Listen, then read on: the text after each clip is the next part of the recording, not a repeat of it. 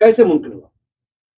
जी, hard work है, अल्लाह का साथ है और सारी चीज़ें कर रहे हैं जो इसके लिए चाहिए हमें। जैसे ट्रेनिंग हो गई, डिसिप्लिन हो गया, कंसिस्टेंसी हो गई और कंटिन्यू वो चीज़ें कर रहे हैं जो इसके लिए ज़रूरी है।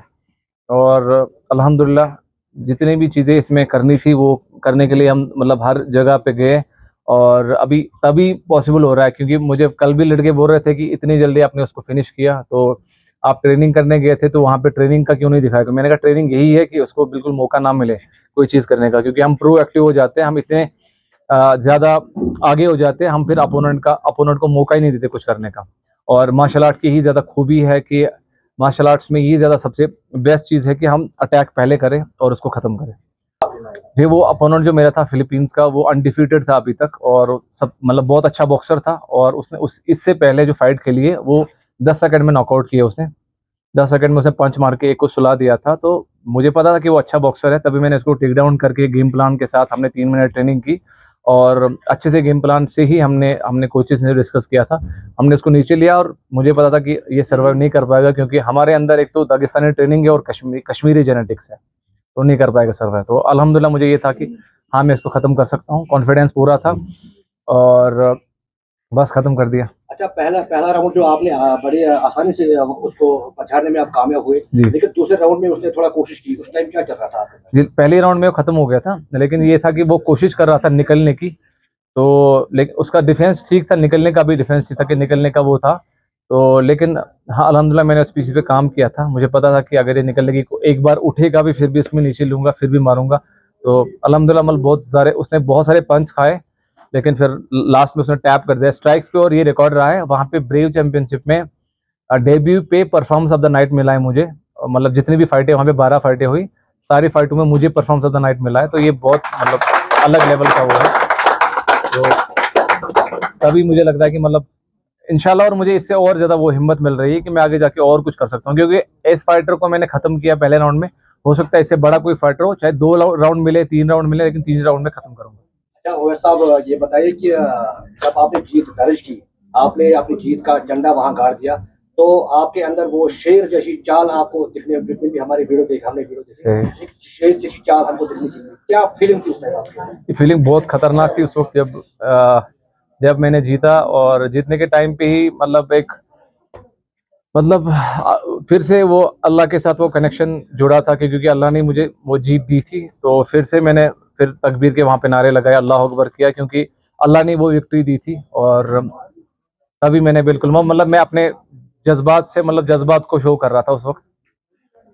अच्छा, अभी आप बोल रहे थे कि बहुत सारे लड़कों ने मुझे बोला कि अल्लाह अकबर के नारे आप जी सुना रहे थे, जी तो उसका जरा बताइए।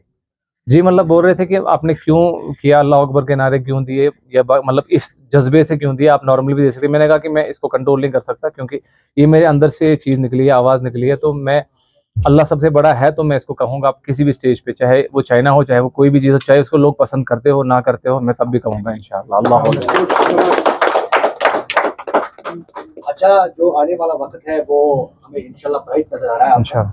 तो क्या प्रोग्राम है आगे का यूएफसी में जाने के जी, लिए? फाइट्स ऑलरेडी मिल गई है मुझे, और क्योंकि ब्रेव के साथ मैंने मल्टी फाइट्स का वो कॉन्ट्रैक्ट साइन किया है और फाइट मिल रही है, और बहुत बड़ी सरप्राइजिंग न्यूज़ है, अभी वो लीक नहीं करना चाहता, लेकिन इंशाल्लाह जल्दी एक सरप्राइजिंग न्यूज़ आएगी जिसमें बहुत सारी चीज़ें मतलब बहुत कश्मीर का एक फ्यूचर खुलेगा इंशाल्लाह और बहुत सारे लड़के इसमें जुड़ेंगे। अच्छा, अगर आपकी एकेडमी की बात करें, ऐसा कोई लड़का तैयार हुआ है जी, जो आने वाले वक़्त में हमें बहुत सारे लड़के अभी है जो नेशनल लेवल पे खेल रहे हैं, जो मेरे सामने यहाँ पे लड़के सारे हैं, ये नेशनल लेवल पे अभी कॉम्पीट कर रहे हैं, तो इनको भी इंशाल्लाह इंटरनेशनल लेवल पे कॉम्पीट करेंगे जल्दी और डोमिनेट करेंगे इंशाल्लाह। अच्छा, आप सुनने में ये भी आया है कि आप बाहर से आपकी एकेडमी में जी एडमिशन हो रहा है, जी, इसके बारे में ज़रा बताइए। ये लड़के अभी पहले मैं जाता था बाहर ट्रेनिंग करने के लिए इंडिया में डिफरेंट स्टेट्स पे, उसके बाद मैं बाहर गया, लेकिन अब अल्हम्दुलिल्लाह इस लेवल पे पहुंच गया हूं मैं कि अब लड़के बाहर से यहाँ पे आ रहे हैं और हमारे पास एडमिशन लेके यहाँ पे ट्रेनिंग कर रहे हैं, क्योंकि सबसे बेस्ट अभी यहाँ पे एमएमए की ट्रेनिंग मिल रही है उनको, और हमने सबसे कम फी में रखा है, क्योंकि मुझे पता है कि लड़के अभी स्ट्रगल कर रहे हैं, क्योंकि